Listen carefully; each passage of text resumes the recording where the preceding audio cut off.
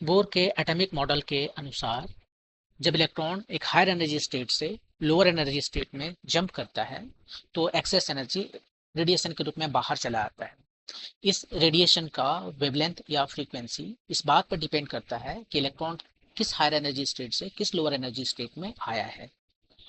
यदि electron higher energy state से n=1 में आता है तो वह एक सीरीज बनाता है, जैसे कि n=2 टू n=1 में इलेक्ट्रॉन जंप कर गया, n=3 टू n=1 में इलेक्ट्रॉन जंप किया है, या n=4 टू n=1 में इलेक्ट्रॉन जंप किया है। तो ये सारे के सारे केसेस में इलेक्ट्रॉन हायर एनर्जी स्टेट से n=1 में जंप कर रहा है और एक सीरीज बनाते हैं जिस सीरीज का नाम है लाइमन सीरीज, क्योंकि इसको सबसे पहले लाइमन ने डिस्कवर किया। इसी तरह से जब हायर एनर्जी स्टेट से इलेक्ट्रॉन n=2 में जंप करता है तो इसे बामर सीरीज कहते हैं। लाइकवाइज यदि हायर एनर्जी स्टेट से इलेक्ट्रॉन n=3 में जंप करता है तो ये पासन सीरीज बनाता है।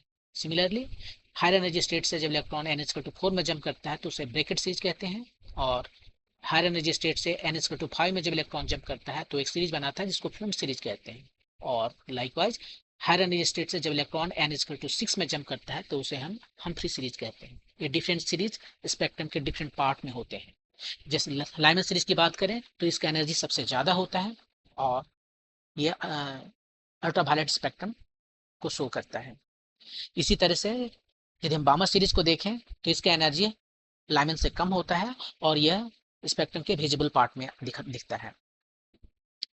और बाकी पासन सीरीज, ब्रैकेट सीरीज और हुंड सीरीज और हम्फ्री सीरीज ये सभी इंफ्रारेड स्पेक्ट्रम में आते हैं।